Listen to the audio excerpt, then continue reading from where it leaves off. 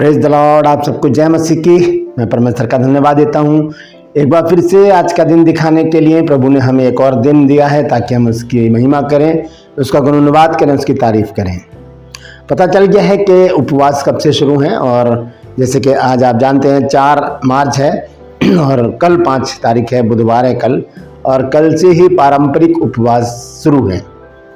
मुझे बताया बहुत से लोगों ने और मैसेज किए हैं, मेरे को बताया है और कि कल से ही उपवास शुरू है। कल जो है वो पहला उपवास है, कल जिसे कहा जाता है राख का बुधवार वो है। तो मैं कोशिश करूँगा कल ऑनलाइन आने की, शाम को रात को 8:30 बजे। तो आप ज़रूर उस पर शामिल हुइए। हम देखेंगे राख का बुधवार क्या होता है।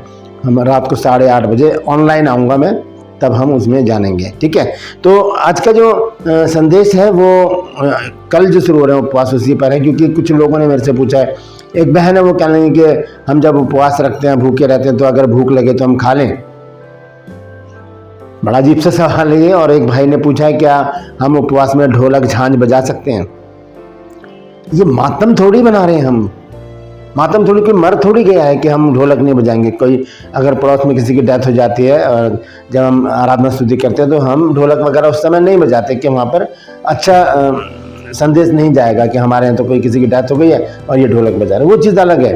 लेकिन उपवास में आप आराधना नहीं करेंगे, ढोलक नहीं बजाएंगे, ये कैसी बात है।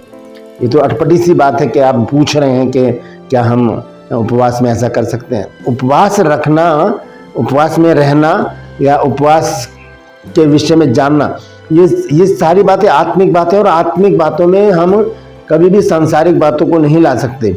तो हम अगर ये सोच रहे हैं कि हम इन उपवासों में हम मातम मनाएं, यीशु मसीह मर गए, यीशु मसीह की मृत्यु आ रही है, ये गुड फ्राइडे आ रहा है, और हमने देखा है बहुत से लोग क्या करते हैं, गुड फ्राइडे को सफ़ेद कपड़े पहन के चर्च में जाते हैं और मुंह लटका कर खड़े रहते हैं। क्यों?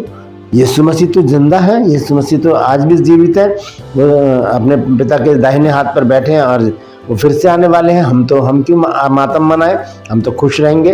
हाँ, पारंपरिक रीति से अगर इस उपवासों में आप रहना चाहते हैं तो बहुत ज़रूरी है कि हम उन बातों को जानें जो उपवासों में हमें करनी चाहिए। तो आज मैं 4 बात आज आपके सामने रख रहा हूँ, जैसे कि मैंने आपने थंबनेल में पढ़ भी लिया होगा कि इन 40 दिनों में ये 4 काम हमको करने ही करने हैं। ये 4 काम हमें करने ही करने हैं। तो सबसे पहली बात मैं ये बताना चाहता हूँ इस बहन को जिन्होंने पूछा कि हम खाना खा सकते हैं। अगर आपने निराहार रहने का उपवास रखा है, क्योंकि मैंने कल आपको बताया था कि उपवास दूसरी तरह भी हो सकता है कि हम अपनी ऐसी आदतों को छोड़ दें जो हमें परेशान करती हैं, जो हमें परमेश्वर से दूर कर देती हैं। झूठ बोलना हो गया, व्यभिचार हो गया, नशा हो गया, कर्जा हो गया, क्रोध हो गया, घमंड हो गया। ये ऐसी बातें जो हमें परमेश्वर से दूर कर देती हैं, हमें संसारिक बना देती हैं। इनका उपवास रखेंगे तब हम भोजन कर सकते हैं, क्योंकि हमने निराहार रहने का उपवास नहीं रखा है। हाँ, अगर आप निराहार रहने का यानी कि आपने कुछ नहीं खाना है, उपवास से रहना है, फास्टिंग में रहना है, तब आपको कोई ज़रूरत नहीं है खाने की। आपको परमेश्वर आपको बल देगा, ताकत देगा, ताकि आप पूरा दिन भूखे रहकर उपवास को पूरा कर सकें। हाँ, अगर कुछ ज़रूरत पड़ती है तो दोपहर में 12 या 3 बजे करीब आप एक थोड़ी सी चाय या पानी ले सकते हैं, नहीं तो इसकी भी ज़रूरत नहीं है, क्योंकि परमेश्वर हमें शक्ति देता है उपवास में ताकत पाने की। हमें उपवास पूरा करने की ताकत परमेश्वर हमको देता है, उसका आत्मा हमको देता है। दूसरी बात है कि भाई ने पूछा कि क्या ढोलक झांझ बजा सकते हैं। दोस्तों, मैं आपको बता दूं कि ये उपवास जो है ये हमारी आत्मिक उन्नति के लिए है। तो आत्मिक उन्नति के लिए तो आराधना स्तुति भी ज़रूरी है, प्रार्थना करनी ज़रूरी है, वचन मनन ज़रूरी है। तो ऐसा हमें करना चाहिए। अगर हम आराधना कर रहे हैं उपवास में, तो हमें ढोलक झांझ, गिटार और कीबोर्ड, ड्रम, जो कुछ भी हमारे चर्च में है या घर में उपस्थित है, हम उनको यूज़ करें और परमेश्वर की आराधना करें, स्तुति करें, उसको ऊँचा उठाएं। इसमें कोई बुराई नहीं है। तो 4 बातें आज मैं आपके सामने रखने जा रहा हूं। तो हम देखेंगे कि इन उपवासों में हम किस प्रकार से इन 4 बातों को अगर करते हैं तो हमारा उपवास संपूर्ण होगा और हम परमेश्वर को प्रसन्न करने वाले बन सकते हैं, क्योंकि उपवास का मतलब ही है परमेश्वर को प्रसन्न करने का दिन। तो आइए हम देखेंगे सबसे पहले उपवास के 40 दिन के उपवास के 4 नियम। 4 बातें हैं जो मैं आपको बताना चाहता हूं। इनको अच्छी तरह से आप समझ लीजिएगा। मैं लिख भी रहा हूं यहाँ पर सारी वर्सेज, और अच्छी तरह समझ लीजिए, लिख लीजिए और इन्हें याद रखिएगा, क्योंकि कल से जो उपवास शुरू हो रहे हैं उसमें आपको इन बातों को पूरे 40 दिन क्या करना है, अपनी ज़िंदगी में, अपने जीवन में इसको काम में लेकर आना है। तो आइए हम देखेंगे, सबसे पहली जो बात है वो है पवित्रता। उपवासों में, चाहे ये 40 दिन के उपवास हों, चाहे कोई से भी उपवास हम रख रहे हों, कभी भी रख रहे हों, चाहे एवरी फ्राइडे रख रहे हों या एवरी वेडनेसडे रख रहे हों, या कोई सा भी दिन हमने चुन रखा है उसमें हम उपवास रख रहे हैं, तो हमें पवित्र रहना बहुत ज़रूरी है। पवित्रता ही उपवास की प्रायोरिटी है, प्राथमिकता है। उपवास की प्राथमिकता पवित्रता है। अपने जुबान, विचार, चाल चलन, दृष्टि, अपना शरीर वो हम परमेश्वर को दे दें, अर्पित कर दें। हम अपने अंदर एक संयम लेकर आएं। ऐसी चीज़ें जो हमें विचलित करती हैं, परेशान करती हैं, या हमें संसारिक बनाती हैं, या हमें पाप में डुबाने की कोशिश करते हैं, उनसे हम दूर रहें। क्योंकि बहुत सारी बातें हैं जो हमारे जीवन में, जैसे टीवी हो गया, फ़ोन हो गया, न्यूज़पेपर हो गया, और भी बहुत सारी बातें हैं जो हमारे ध्यान को आकर्षित करती हैं। तो ऐसे मौके पर हम क्या करें, इन चीज़ों से हम दूर रहें। पवित्रता ही क्या है, पहली प्रायोरिटी है उपवास की। पहली बात मैं आपको बता रहा हूं, पवित्रता। उपवास की प्राथमिकता है पवित्रता। आइए देखेंगे योएल नबी की पुस्तक, और उसका हम पढ़ेंगे 2 अध्याय और उसका 16 पद। 2 अध्याय और उसका 16 पद। योएल नबी की पुस्तक 2 अध्याय 16 पद में देखिए क्या लिखा है। लिखा है, लोगों को इकट्ठा करो, सभा को पवित्र करो, पुरनियों को बुला लो, बच्चों और दूधियों को भी इकट्ठा करो। अब देखिए, ध्यान से सुनिए, पवित्रता के विषय में बताया जा रहा है। दुल्हा अपनी कोठरी से और दुल्हन भी अपने कमरे से निकल आए। यानी कि एक शारीरिक संबंध इन उपवासों में नहीं बनाने की एक बात यहाँ पर कही गई है। जब हम उपवास के दिन ठहरा देते हैं तो लिखा, दुल्हा अपनी कोठरी से, दुल्हन भी अपने कमरे से बाहर आ जाए। कमरे में रहने की कोई जरूरत नहीं है, अपने बेडरूम में रहने की कोई जरूरत नहीं है, यानी कि शारीरिक संबंध बनाने की जरूरत नहीं है। ये तो शारीरिक संबंध की बात है। दूसरी बात क्या है, हम अपनी जुबान को भी कंट्रोल में रखें, किसी की बुराई ना करें, किसी को श्राप ना दें, किसी के साथ लड़ाई झगड़ा ना करें, तू मैं ना करें। अपनी जुबान पर लगाम लगा के रखें और अपनी दृष्टि पर भी लगाम लगा के रखें। क्योंकि फ़ोन में बहुत सारी बातें ऐसी, जब हम रील्स देखते हैं तो उसमें बहुत सारी बातें ऐसी आती हैं, हम लोग गालियां देते हैं और बहुत सारी गंदगी आती है, अश्लीलता भरी वीडियोस होते हैं उसमें, तो उनसे भी दूर रहना है इन उपवासों में। ये पहली बात है। पहली प्रायोरिटी क्या है, पहली प्राथमिकता क्या है उपवास की, वह है पवित्रता। वो बहुत ज़रूरी है। हम अपने आप को जब पवित्र रखेंगे, हम अपने आप को जब अपने कंट्रोल में रखेंगे, संयम में रहेंगे, तब हम परमेश्वर की नज़दीकी में जाएंगे। क्योंकि हम देखते हैं पहला पतरस 1 अध्याय और उसके 16 पद में जब हम पढ़ते हैं तो देखिए क्या लिखा है। 1 पीटर चैप्टर 1 वर्स 16 लिखा है, क्योंकि लिखा है कि पवित्र बनो क्योंकि मैं पवित्र हूं। तो हम पवित्र परमेश्वर की उपस्थिति में जब हैं तो हमें भी खुद पवित्र होने की जरूरत है। इन उपवासों में दोस्तों हम पवित्र बने। अभी मैंने आपको बताया योएल चैप्टर 2 वर्स 16, यानी कि योएल की पुस्तक 2 अध्याय के 16 पद में लिखा है कि दूल्हा अपनी कोठरी से और दुल्हन भी अपने कमरे से निकल आए। कोई शारीरिक संबंध नहीं बनाने, कोई व्यभिचार नहीं करना, कोई गंदी गालियां नहीं देनी, गंदी बातें नहीं करनी, मुंह से कोई गंदी मजाक नहीं करने, कोई भी बात अपने मुंह से ऐसी नहीं निकालनी जिससे कि दूसरों को ऐसा लगे कि हमारे साथ गलत व्यवहार हो रहा है। किसी की चुगली ना करें, बुराई ना करें, अपने आप पर कंट्रोल करें। दूसरी बात क्या है, अपनी आंखों को संयम में रखें। अपनी आंखों से कोई भी चीज़ ऐसी ना देखें जो इन उपवासों को खराब कर दे। क्योंकि ये शरीर जो है, शरीर और आत्मा का द्वंद्व है, आपस में लड़ाई है। 36 का आंकड़ा है शरीर और आत्मा का। शरीर अपनी ओर खींचता है, आत्मा अपनी ओर खींचती है। तो हमें आत्मिक बनने के लिए पहला काम क्या करना होगा इन उपवासों में, अपने आप को पूरे पवित्र रखना। अगर आप 40 दिन के पूरे उपवास रखने जा रहे हैं तो आपको पूरे 40 दिन पवित्र रहने की ज़रूरत है, पहली बात। दूसरी बात हम देखते हैं हमें क्या करना है इसमें, इन 40 दिनों में हमें घर में प्रेयर मीटिंग ज़रूर रखवानी है।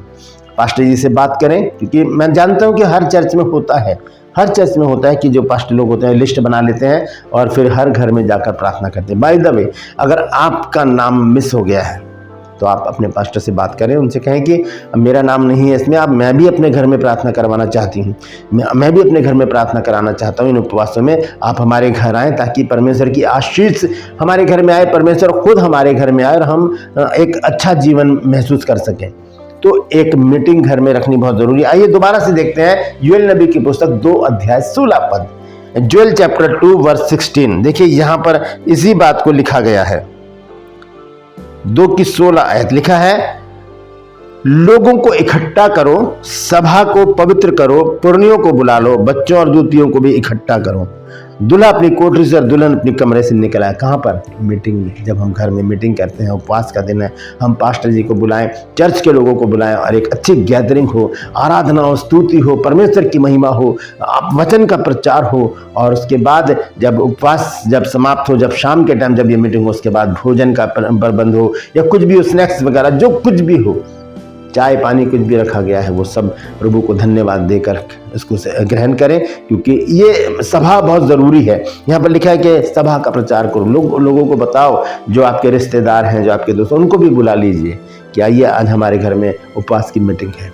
बहुत अच्छा लगेगा, क्योंकि जब हम इकट्ठा होते हैं तो वहाँ पर कौन होता है? वहाँ पर प्रभु यीशु मसीह उपस्थित होते हैं। मत्ती 18 के 20 पद में हम पढ़ते हैं। तो दूसरी बात यह है। और तीसरी बात क्या है, आइए हम देखेंगे मत्ती रचित सुसमाचार 6 अध्याय 16 और 18 पद में, 16, 17, 18 पद में, मैथ्यू चैप्टर 6 वर्स 16, 17 एंड 18। यहाँ पर है, ये बात बताई गई है कि हम ज्यादा समय परमेश्वर के साथ बिताएं। संसारिक कामों में ना व्यस्त रहें कि ये करना है, वो करना है, इधर जाना उधर जाना है। अपनी मीटिंग कैंसिल करें और बता दें लोगों को, जहाँ पर भी जाना उनसे कह दें कि मैं उपवास में हूँ, मैं नहीं आ सकता या नहीं आ सकती। हम कल या परसों या कभी भी हम इस मीटिंग को कर सकते हैं। या संसारिक मीटिंग की बात कर रहा हूँ मैं परमेश्वर के कामों की मीटिंग की बात नहीं कर रहा हूँ, वहाँ तो जाना ज़रूरी है।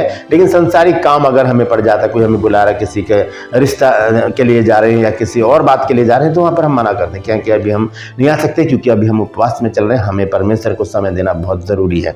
आइए देखेंगे मैथ्यू चैप्टर 6 वर्स 16 to 17, 18। यहाँ पर इस प्रकार से प्रभु यीशु मसीह कह रहे हैं, देखिए वो कहते हैं कि जब तुम उपवास करो तो कपटियों की नाई तुम्हारे मुंह पर उदासी ना छाई रहे, क्योंकि वे अपना मुंह बनाए रहते हैं ताकि लोग उन्हें उपवासी जाने। मैं तुमसे सच कहता हूं कि वे अपना प्रतिफल पा चुके। दूसरी बात क्या है, परंतु जब तू उपवास करे तो अपने सिर पर तेल मल और मुंह धो, ताकि लोग नहीं परंतु तेरा पिता जो गुप्त में है तुझे उपवासी जाने। इस दशा में तेरा पिता जो गुप्त में देखता है तुझे प्रतिफल देगा। एक पवित्रताई वाला जीवन मैं आपको पहले ही बता चुका हूं, लेकिन समय परमेश्वर को देना है। जब हम उपवास रखते हैं तो मैं और मेरी पत्नी जब हम उपवास रखते हैं, हम दोनों एक साथ रखते हैं, तो हम हर घंटे परमेश्वर के पास आते हैं, हर घंटे परमेश्वर के पास आते हैं, परमेश्वर से प्रार्थना करते हैं, आराधना करते हैं, वचन पढ़ते हैं और ज़्यादा समय हम परमेश्वर की उपस्थिति में रहते हैं। इससे क्या होता है कि हम शैतानी ताकतों से और हर एक नेगेटिव पावर से हम बचे रहते हैं और हम परमेश्वर के साथ रहते हुए आत्मिक उन्नति करते हैं। आत्मिक उन्नति का बहुत अच्छा जरिया है उपवास। जब हम पहला काम करेंगे पवित्रताई, दूसरे काम करेंगे जब हम मीटिंग रखेंगे घर में, तीसरा काम जब हम करेंगे हम ज़्यादा समय परमेश्वर को देंगे। ज़्यादा समय, 24 घंटे का तो उपवास हम रखते नहीं हैं। हम सुबह से भूखे रहते हैं और कब शाम को हम खोल लेते हैं। लगा लीजिए सुबह 6 से शाम के 6 बजे, 12 घंटे का हमारा उपवास होता है। 12 घंटे अगर हम परमेश्वर के साथ रहें तो इससे अच्छी बात और कोई हो ही नहीं सकती, क्योंकि जितना ज़्यादा समय परमेश्वर के साथ रहेंगे वो उसके समान होगा जैसे कि एक पेड़ नदियों के किनारे लगाया गया है और वो अपनी ऋतु में फलता है, वो हरा भरा रहता है, वो सूखता नहीं है। तो इन उपवासों में तीसरा काम आपको करना है, ज़्यादा समय परमेश्वर को ही देना है, बैठना है, प्रार्थना करनी है, वचन को पढ़ते रहना है, आराधना करते रहना है, ताली बजा के। अगर आपके पास साज नहीं है, ढोलक नहीं है, आपके पास झांझ वगैरह नहीं है, तो ताली बजा के परमेश्वर की महिमा करते रहें। ये बहुत ज़रूरी है, क्योंकि हम ऐसे परमेश्वर को प्रसन्न कर सकते हैं। चौथी बात क्या है? चौथी बात इसी वचन में लिखी है कि हम सांसारिकता से अलग रहें। इन 40 दिनों में या कितने भी दिन आप उपवास रखने जा रहे हैं, हम इन 40 दिनों में, इन उपवासों में संसार से अलग रहें। इसी को हम दोबारा से अगर पढ़ें, मैथ्यू चैप्टर 6 वर्स 16 to 18, तो लिखा है, जब तुम उपवास करो तो कपटियों की नाई तुम्हारे मुंह पर उदासी ना छाई रहे, क्योंकि वो अपना मुंह बनाए रहते हैं ताकि लोग उन्हें उपवासी जाने। मैं तुमसे सच कहता हूं कि वे अपना प्रतिफल पा चुके। फिर आगे लिखा है कि परंतु जब तू उपवास करे तो अपने सिर पर तेल मल और मुंह धो, और 18 में लिखा, ताकि लोग नहीं परंतु तेरा पिता जो गुप्त में है तुझे उपवासी जाने। इस दशा में पिता जो गुप्त में देखता है तुझे प्रतिफल देगा। गुप्त में देखता है। हमें गुप्त में बैठकर, अपने कमरे में बैठकर जब उपवासी होते हैं, परमेश्वर की उपस्थिति में बैठें और परमेश्वर को अपना समय दें, संसार से अलग रहकर, संसारिक बातों से अलग रहकर, संसारिक मित्रों से अलग रहकर, हर एक बात से अलग रहकर जब हम परमेश्वर की उपस्थिति में बैठते हैं तब हमारे उपवास जो है वो पूर्ण हो जाते हैं। इन 40 उपवासों में दोस्तों हमें इन चारों बातों को ध्यान में रखना है। सबसे पहली बात क्या है कि हमें पवित्रताई से अपने जीवन को व्यतीत करना है, पवित्र बनकर इन उपवासों को रखना है। दूसरी बात क्या है कि हमें घर में प्रेयर मीटिंग रखनी है, पास्टर जी को बुलाकर, पास्टर जी से बात करके उनसे कहना है कि हमारे घर में भी मीटिंग रखिए। तीसरी बात है ज़्यादा से ज़्यादा समय परमेश्वर को देना है। और चौथी बात है कि संसार से अलग रहना है इन दिनों में। जब हम उपवास रखें फिर हमें आदत पड़ जाएगी और हम फिर परमेश्वर के साथ जुड़े रहेंगे। परमेश्वर की उन्नति, परमेश्वर हमें उन्नति देगा, हमें आत्मिक उन्नति देगा, आत्मिक ग्रोथ देगा, हम आगे बढ़ते चले जाएंगे। और फिर हम जब कभी भी उपवास रखेंगे तो फिर ये बातें हमें सीखने की ज़रूरत नहीं पड़ेगी, क्योंकि हम जान चुके होंगे कि अब हमें इन उपवासों में क्या करना है। Praise the Lord. तो परमेश्वर इन वचनों के द्वारा हम सबको आशीष दे। यदि आज आपने कुछ नया सीखा है तो कमेंट्स में जरूर लिखिए और इस वचन को शेयर कीजिए ताकि और भी लोग इन बातों को जान सकें। Praise the Lord. ग्रुप में आज का सवाल है कि किसने 2 राजाओं का अभिषेक किया था? किस नबी ने 2 राजाओं का अभिषेक किया था? जानते हैं तो कमेंट्स में लिख दीजिए, नहीं तो डिस्क्रिप्शन में आपके सवाल का जवाब मिल जाएगा। ये मेरा नंबर, अगर आप चाहते हैं हमारे बाइबल कॉलेज की बुक परचेज करना तो इस नंबर पर मुझे व्हाट्सएप मैसेज कीजिए और लिखिए कि मुझे आपकी पुस्तकें चाहिए। तुरंत उसी समय आपको पूरी जानकारी दी जाएगी। और यदि आप हमारे बाइबल कॉलेज से 1 साल का कॉरेस्पॉन्डेंस कोर्स करना चाहते हैं, पत्राचार कोर्स, आपके घर पर ही किताबें जाएंगी, वहां पर आपको पढ़ना होगा और उसमें 3 एग्जाम होंगे हर 4 महीने बाद, 3.5 महीने बाद, और आपका ग्रेजुएशन आपको दिल्ली बुलाया जाएगा और आपको सर्टिफिकेट वगैरह सब कुछ दिया जाएगा। तो अगर आप चाहते हैं तो इस नंबर पर मुझे मैसेज कीजिए कि मुझे BBS कोर्स करना है, यानी कि बेसिक बाइबल स्टडी। आपको पूरी जानकारी उसी समय दी जाएगी। व्हाट्सएप पर करना है, यहाँ पर ये मैसेज ना करें कि मुझे कोर्स करना है, आपको व्हाट्सएप मैसेज करना है इस नंबर पर। Praise the Lord. आपसे गुजारिश करता हूं मेरे इन चैनल को सब्सक्राइब करें, बेल आइकन को दबाएं ताकि नोटिफिकेशन आपके पास पहुंचे, नया वीडियो, नई जानकारी बिना व्यवधान, बिना रुकावट आपके पास पहुंच जाए। मेरे वीडियोस को लाइक कीजिए और शेयर कीजिए और कमेंट्स बॉक्स में आकर मुझसे जरूर बातचीत कीजिए। Praise the Lord. आज के लिए बस इतना ही, फिर मिलूंगा एक नए संदेश के साथ एक नया वीडियो लेकर। तब तक के लिए मुझे इजाजत दीजिए, लेकिन अपना और अपनों का ख्याल रखिए और इतना ध्यान रखिए कि इन उपवासों में आप इन चारों बातों को यूज कीजिए और देखिए परमेश्वर कैसे आपको आत्मिक उन्नति देते हैं। Praise the Lord. परमेश्वर आप सबको आशीष दे।